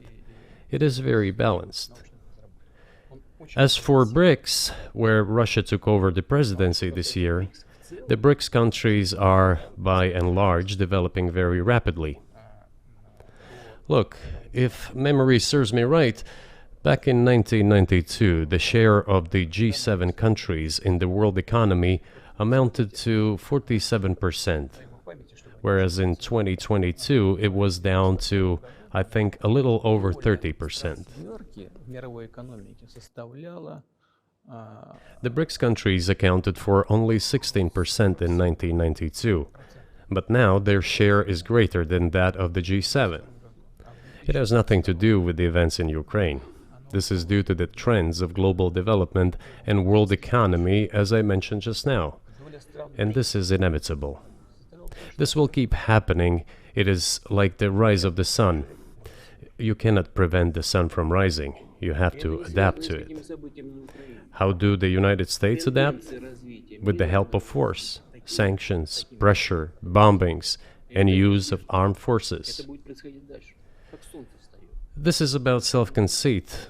Your political establishment does not understand that the world is changing under objective circumstances.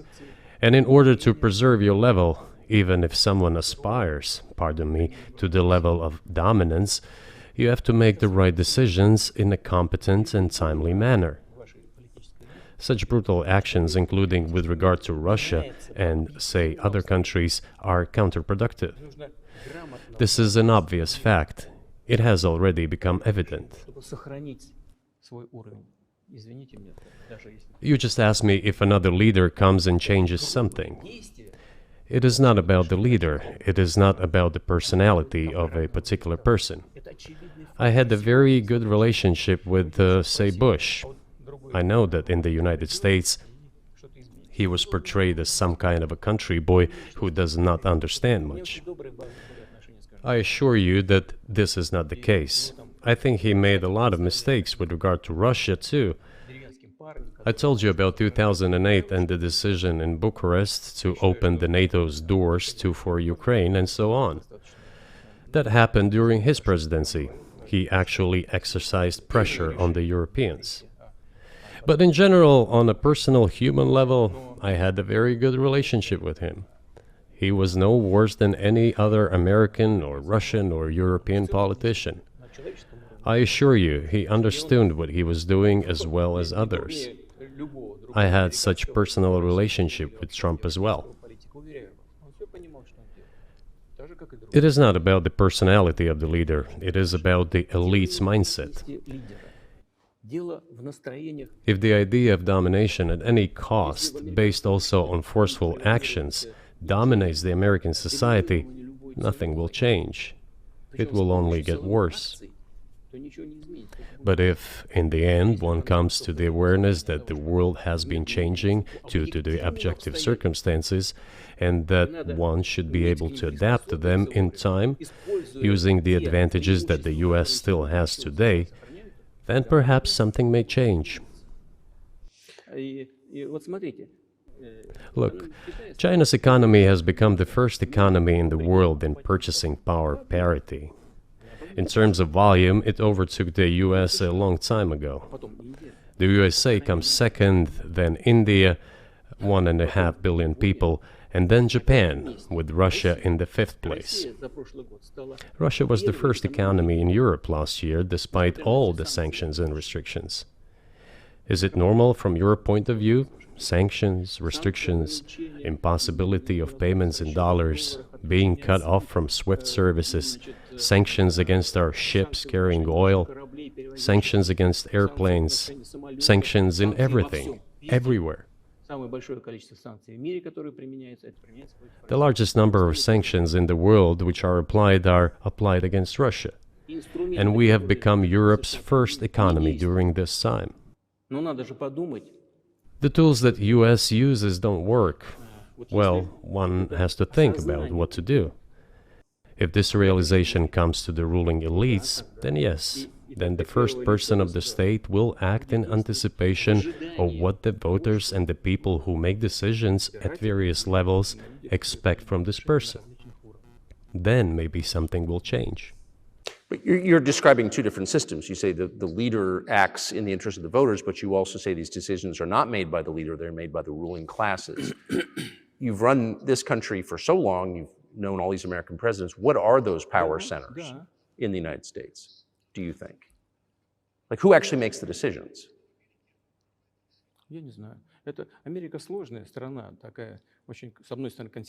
I don't know.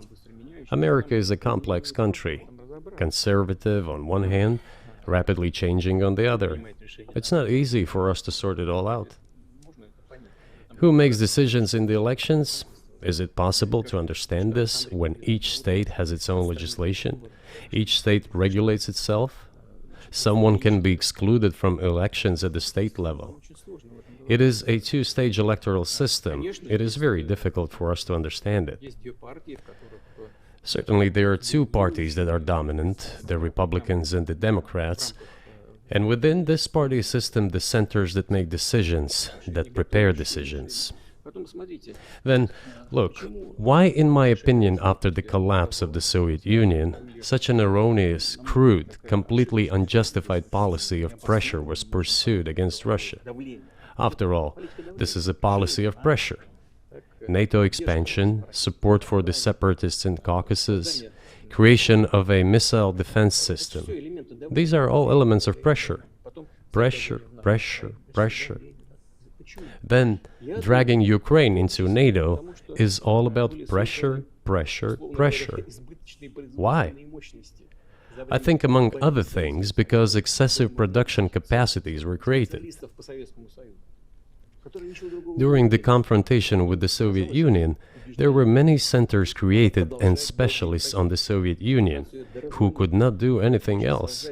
They convinced the political leadership that it is necessary to continue chiseling Russia, to try to break it up, to create on this territory several quasi-state entities, and to subdue them in a divided form, to use their combined potential for the future struggle with China. This is a mistake, including the excessive potential of those who worked for the confrontation with the Soviet Union. It is necessary to get rid of this. There should be new, fresh forces, people who look into the future and understand what is happening in the world. Look at how Indonesia is developing. 600 million people. Where can we get away from that? Nowhere. We just have to assume that Indonesia will enter. It is already in the club of the world's leading economies, no matter who likes it or dislikes it.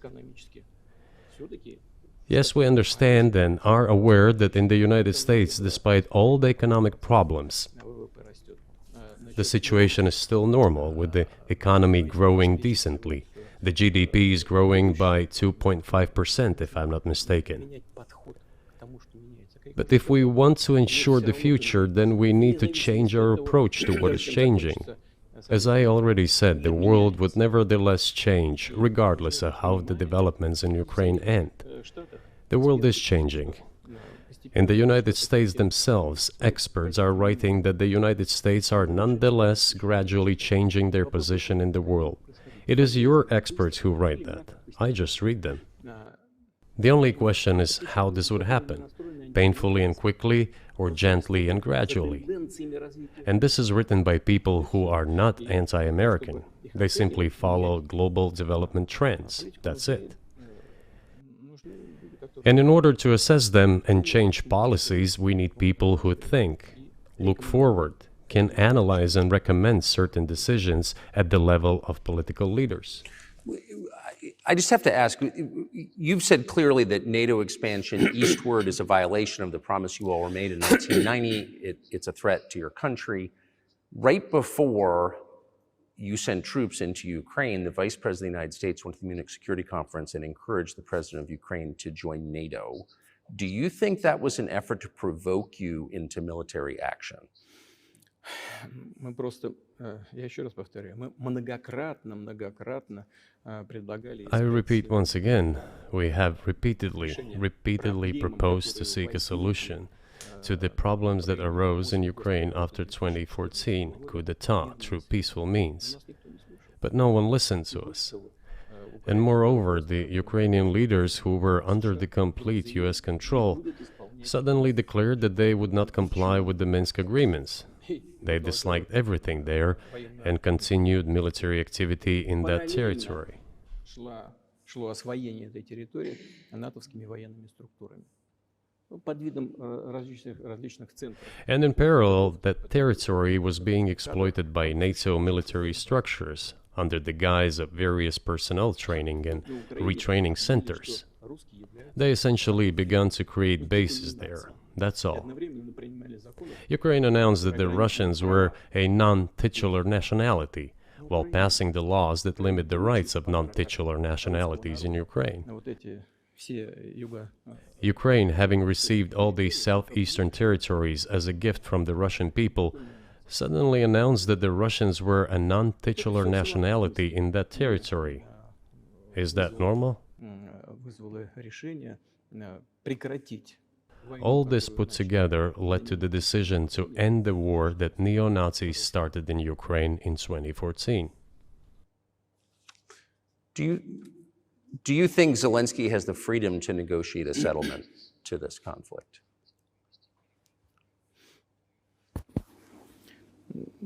I don't know the details. Of course, it's difficult for me to judge. But I believe he has, in any case, he used to have. His father fought against the fascists, Nazis, during World War II. I once talked to him about this. I said, Volodya, what are you doing? Why are you supporting neo-Nazis in Ukraine today, while your father fought against fascism? He was a front-line soldier. I will not tell you what he answered. This is a separate topic, and I think it's incorrect for me to do so. But as to the freedom of choice, why not? He came to power on the expectations of Ukrainian people that he would lead Ukraine to peace. He talked about this.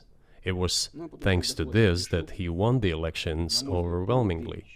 But then, when he came to power, in my opinion, he realized two things. Firstly, it is better not to clash with neo-Nazis and nationalists, because they are aggressive and very active. You can expect anything from them. And secondly, the US-led West supports them and will always support those who antagonize with Russia. It is beneficial and safe. So he took the relevant position despite promising his people to end the war in Ukraine. He deceived his voters. But do you think at this point, as of February 2024, he has the latitude, the freedom, to speak with you or your government directly about putting an end to this, which clearly isn't helping his country or the world? Can he do that, do you think? Ну, а почему нет? Он же Why not? He considers himself head of state. He won the elections. Although we believe in Russia that the coup d'etat is the primary source of power for everything that happened after 2014. And in this sense, even today, government is flawed.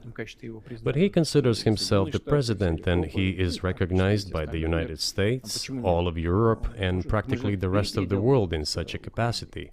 Why not? He can. We negotiated with Ukraine in Istanbul. We agreed. He was aware of this.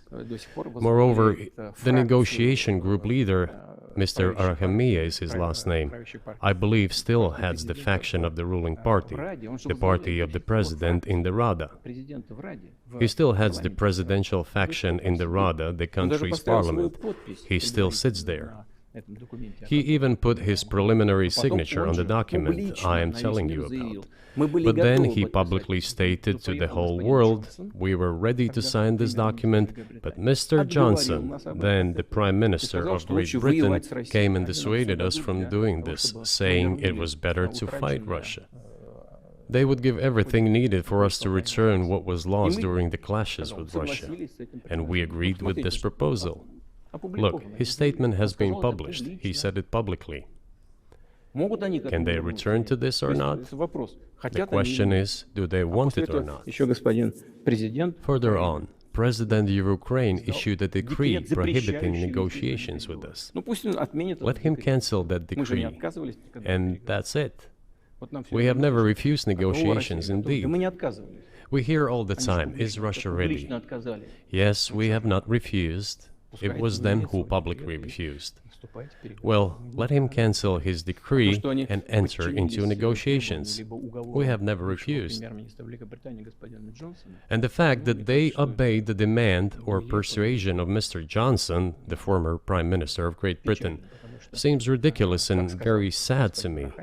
Because, as Mr. Arahamiya put it, we could have stopped those hostilities with war a year and a half ago already. But the British persuaded us and we refused this. Where is Mr. Johnson now? And the war continues. That's a good question. Where do you think he is and why did he do that?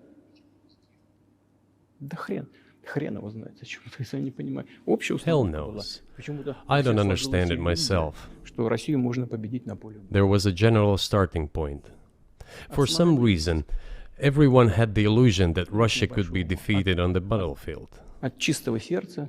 Because of arrogance, because of a pure heart, but not because of a great mind. You've described the connection between Russia and Ukraine. You've described Russia itself a couple of times as Orthodox. That's central to your understanding of Russia. You've said you're Orthodox. What does that mean for you? You're a Christian leader by your own description. So what effect does that have on you?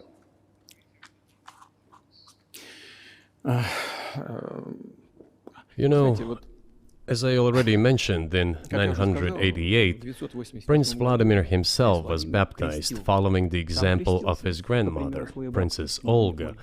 And then he baptized his squad. And then, gradually, over the course of several years, he baptized all the Rus. It was a lengthy process, from pagans to Christians. It took many years. But in the end, this orthodoxy, Eastern Christianity, deeply rooted itself in the consciousness of the Russian people. When Russia expanded and absorbed other nations who profess Islam, Buddhism, and Judaism, Russia has always been very loyal to those people who profess other religions. This is her strength. This is absolutely clear. And the fact is that the main postulates, main values are very similar, not to say the same, in all world religions I've just mentioned, and which are the traditional religions of the Russian Federation, Russia. By the way, Russian authorities were always very careful about the culture and religion of those people who came into the Russian Empire. This, in my opinion, forms the basis of both security and stability of the Russian statehood. All the peoples inhabiting Russia basically consider it their motherhood. If, say, people move over to you or to Europe from Latin America, an even clearer and more understandable example, people come, but yet they have come to you or to European countries from their historical homeland. And people who profess different religions in Russia consider Russia their motherland. They have no other motherland. We are together. This is one big family, and our traditional values are very similar. I've just mentioned one big family, but everyone has his, her own family. And this is the basis of our society. And if we say that the motherland and the family are specifically connected with each other, it is indeed the case, since it is impossible to ensure a normal future for our children and our families unless we ensure a normal, sustainable future for the entire country, for the motherland. That is why patriotic sentiment is so strong in Russia. But can I say that the one way in which the religions are different is that Christianity is specifically a nonviolent religion. Jesus says, turn the other cheek, don't kill. How can a leader who has to kill, of any country, how can a leader be a Christian? How do you reconcile that to yourself?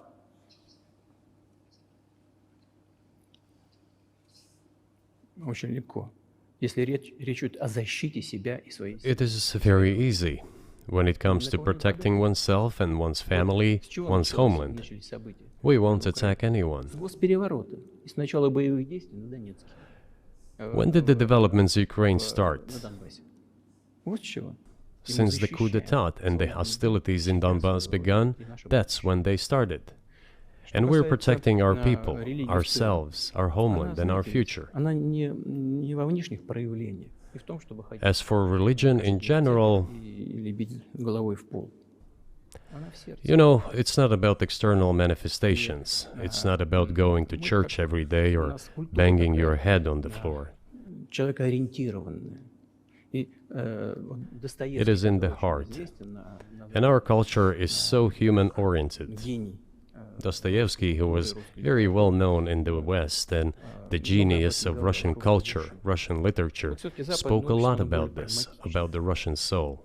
Русский человек, российский человек, он думает больше о вечном, думает больше о ценностях. After all, Western society is more pragmatic. Russian people think more about the eternal, about moral values. I don't know, maybe you won't agree with me, but Western culture is more pragmatic after all.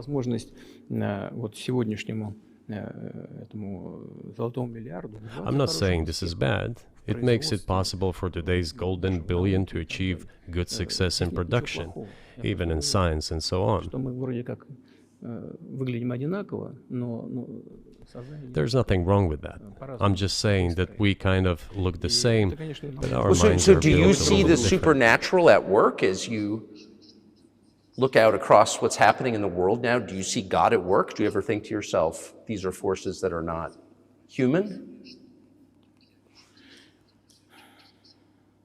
Да нет, я, честно говоря, так не думаю. Я думаю о том, что No, to be honest, I don't think so. развивается вот по своим внутренним My opinion is that the development of the world community is in accordance with the inherent laws, and those laws are what they are. Так было всегда в истории человечества.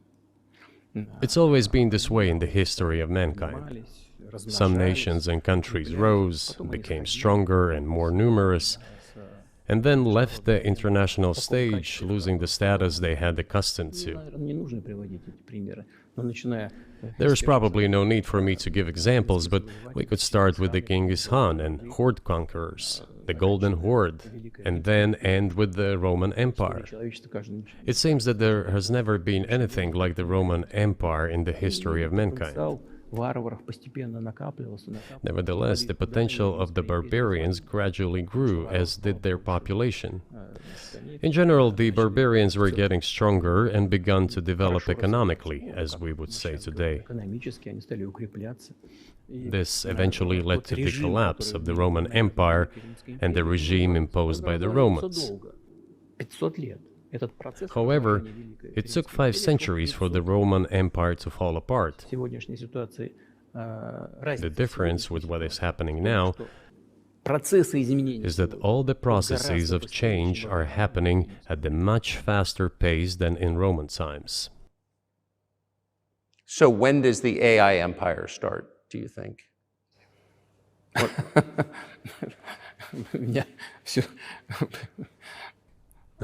в более You're сложные asking вопросы. increasingly more complicated questions.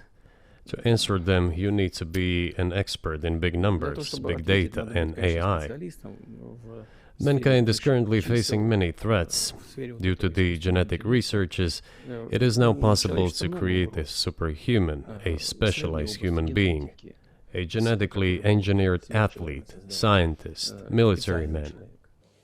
Да. There are reports that воина, Elon Musk ученый, had already человек-спортсмен. had a chip implanted in the human Сейчас brain in говорят, the что в USA. США Илон Маск внедрил уже чип в мозг какого-то человека. What do you think of that? Ну, Маска, я думаю, что Маска остановить Well, невозможно. I think there's no stopping Elon Musk. He will Но do надо as с he ним как-то sees fit. договариваться. Надо искать какие-то Nevertheless, способы you need to find some убедить его, common не ground просто with him, умничать, то есть search for уверен, ways что to persuade надо с him. ним как-то I договариваться. think he's a Этот smart процесс, person. I truly believe he процесс, is. нужно So you need to контролировать. reach an agreement with him because this Человечество, process конечно, needs to думает be должно formalized and на- subjected to по certain поводу rules. того, что будет происходить с ним в связи с развитием вот этих новейших исследований и технологий в генетике. либо Humanity has to в consider искусственном what is going to happen due to the интеллекте. newest development Что in будет происходить. genetics Поэтому or in AI. вот One тогда, can make an когда approximate человечество prediction of what will почувствовало happen. угрозу своему существованию от ядерного оружия, все обладатели ядерного Once оружия, начали mankind между собой felt an договариваться. existential Потому threat что coming понимали, from что nuclear их weapons, неаккуратное применение all может nuclear привести nations к began to полному come to тотальному terms with one уничтожению. another since Когда they realized наступит the понимание negligent того, use of nuclear weaponry could drive humanity to развитие extinction. искусственного интеллекта, либо генетики, либо еще каких-то современных направлений, остановить которые It невозможно. is impossible to Всё равно stop research in genetics or AI today, just as it was impossible to stop the use of gunpowder back in the day. Эти исследования все равно будут. Но когда человечество почувствует угрозу для себя, But as soon as we человечество realize that the threat тогда мы comes from unbridled and uncontrolled development of AI, or genetics, or any other field, the time will come to reach an international agreement on how to regulate these things. I appreciate all the time you've given us. I just got to ask you one last question, and that's about someone who's very famous in the United States, probably not here, Evan Gershkovich, who's the Wall Street Journal reporter. He's 32, and he's been in prison for almost a year. This is a huge story in the United States, and I just want to ask you directly, without getting into the details of it or your version of what happened, if as a sign of your decency, you would be willing to release him to us and we'll bring him back to the United States.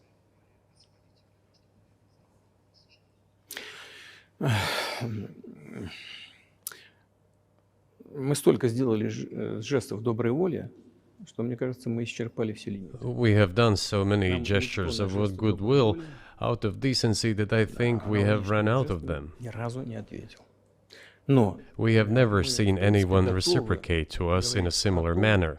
что мы However, in theory, we can say that we do not rule out that we can do не that исключаем того, что мы можем это if our сделать partners при take reciprocal steps. встречном движении со стороны наших When I talk about the partners, I first of all refer to special services. представителей специальных служб. Special services are in contact with one another. They are talking about the matter in question. На то, чтобы не решить это. There is no taboo to settle this Мы issue. готовы ее решать. We are willing to solve Там it. есть определенные условия, которые But there are certain terms being discussed via special services по channels. партнерским каналам между спецслужбами. I believe an agreement can be reached. Да. So typically, I mean, this stuff has happened for obviously centuries. One country catches another spy within its borders, it trades it for one of its own intel guys in another country. I think what makes, and it's not my business, but what makes this different is the guy's obviously not a spy, he's a kid. And maybe he was breaking your law in some way, but he's not a super spy, and everybody knows that. And he's being held hostage in exchange, which is true. With respect, it's true, and everyone knows it's true. So maybe he's in a different category maybe it's not fair to ask for somebody else in exchange for letting him out. Maybe it degrades Russia to do that. Вы знаете, можно как угодно говорить, что такое шпион, что не шпион. You can give different interpretations to what constitutes a spy, but there are certain things provided by law. If a person gets secret information and does that in conspiratorial manner, then this is qualified as espionage. And that is exactly what he was doing. He was receiving classified, confidential information, and he did it covertly. Maybe he did that out of carelessness or his own initiative. Considering the sheer fact, this is qualified as espionage. The fact has been proven, as he was caught red-handed when he was receiving this information. If it had been some far-fetched excuse, some fabrication, something not proven, it would have been a different story then. But he was caught red-handed when he was secretly getting confidential information.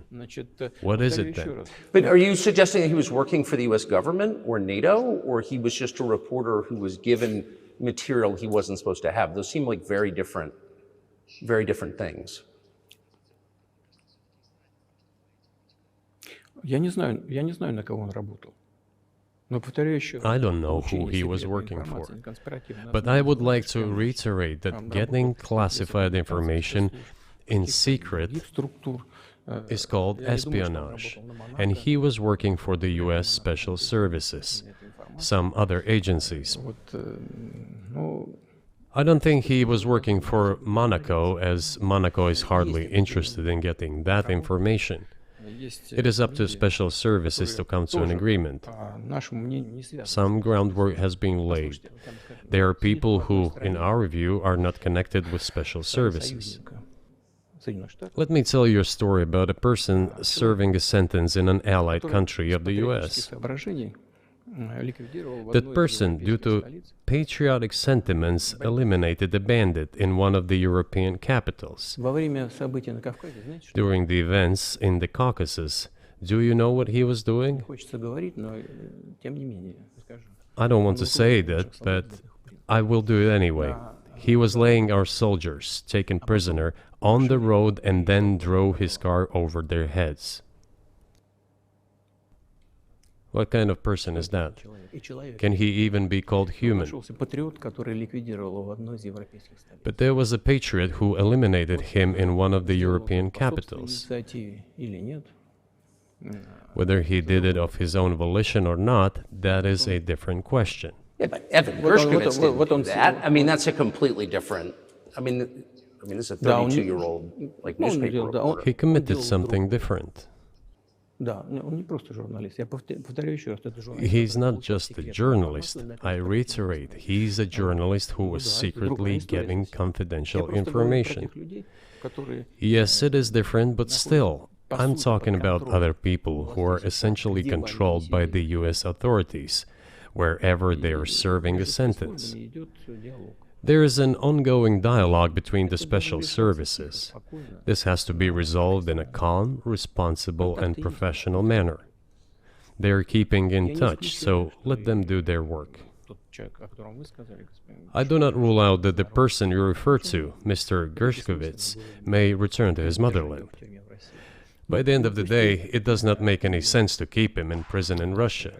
We want the US Special Services to think about how they can contribute to achieving the goals our special services are pursuing. We are ready to talk. Moreover, the talks are underway. And there have been many successful examples of these talks crowned with success. Probably this is going to be crowned with success as well. But we have to come to an agreement. I hope you let him out. Mr. President, thank you. I also want him to return to his homeland at last. I'm absolutely sincere. But let me say once again, the dialogue continues. The more public we render things of this nature, the more difficult it becomes to resolve them. Everything has to be done in calm manner. I wonder if that's true Закрытом with the war, though. Also, I mean, I guess I want to ask one more question, which is, and maybe you don't want to say so for strategic reasons, but are you worried that what's happening in Ukraine could lead to something much larger and much more horrible? And how motivated are you just to call the US government and say, let's come to terms?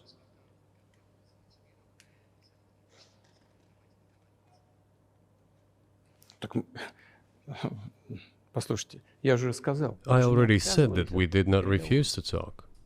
We're willing to negotiate. It is the Western side, and Ukraine is obviously a satellite state of the US. It is evident. I do not want you to take it as if I'm looking for a strong word or an insult, but we both understand what is happening. The financial support, 72 billion US dollars, was provided. Germany ranks second, then other European countries come. Dozens of billions of US dollars are going to Ukraine. There's a huge influx of weapons.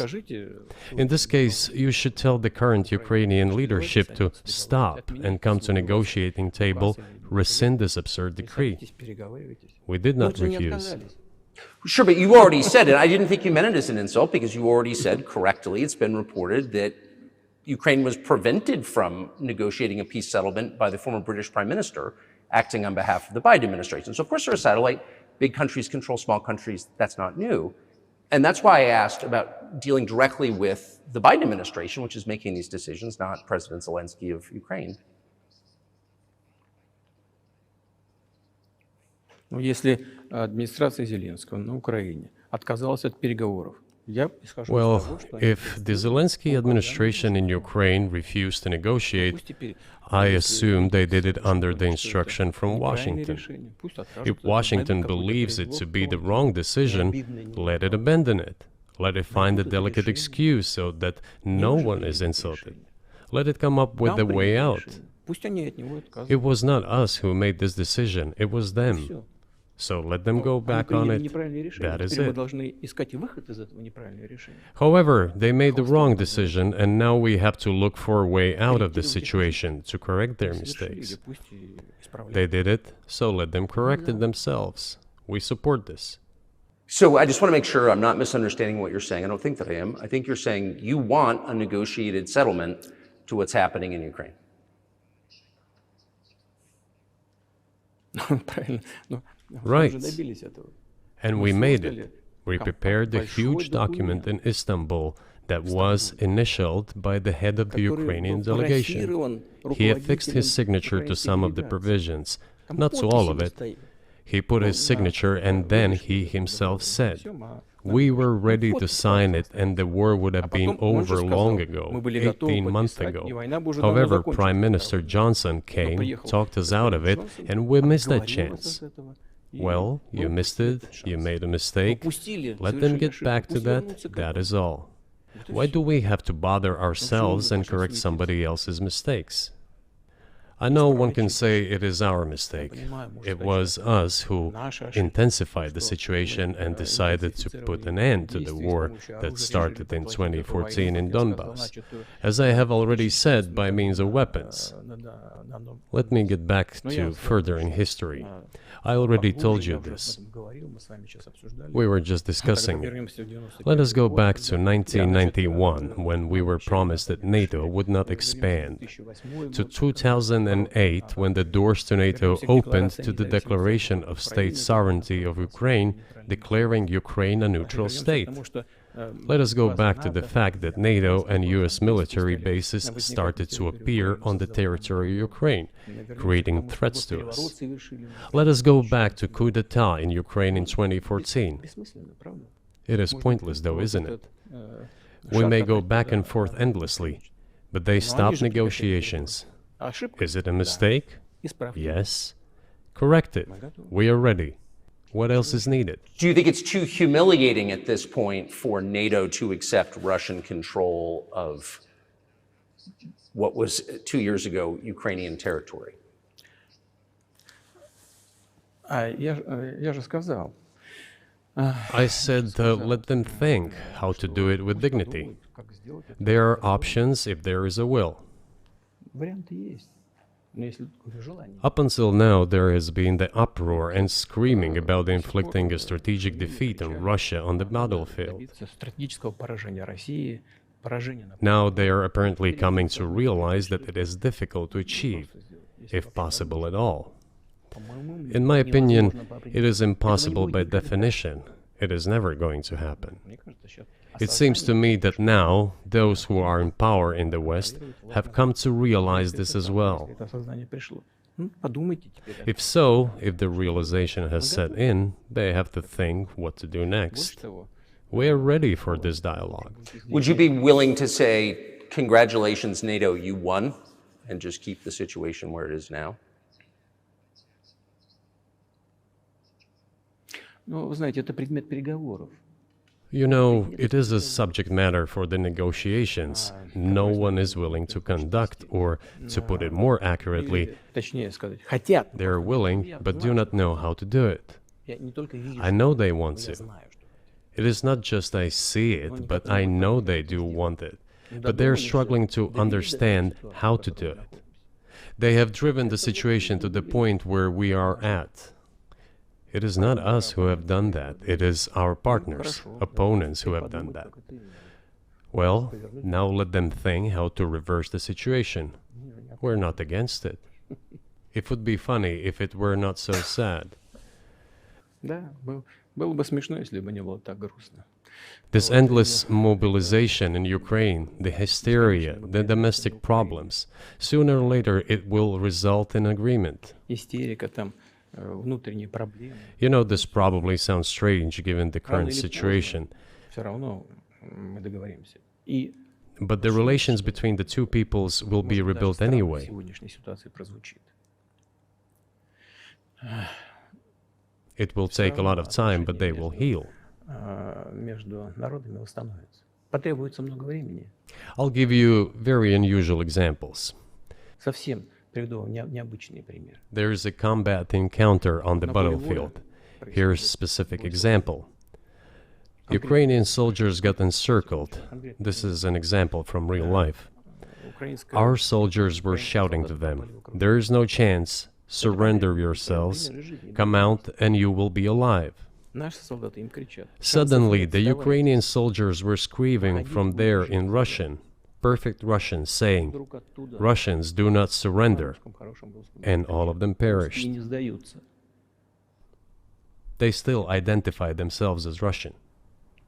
Они до сих пор русскими себя ощущают. В этом смысле то, что What is happening is, to a certain extent, an element of a civil war.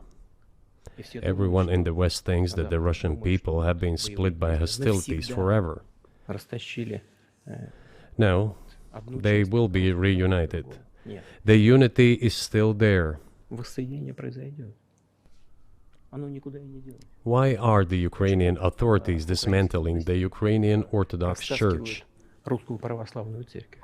Because it brings together not only the territory, Объединяет не территорию. it brings together our souls.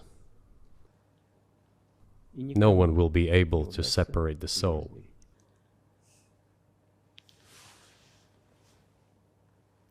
Shall we end here, or is there anything else? No, I think that's great. Спасибо. Thank you, Mr. President. Free speech is bigger than any one person or any one organization. Societies are defined by what they will not permit. What we're watching is the total inversion of virtue.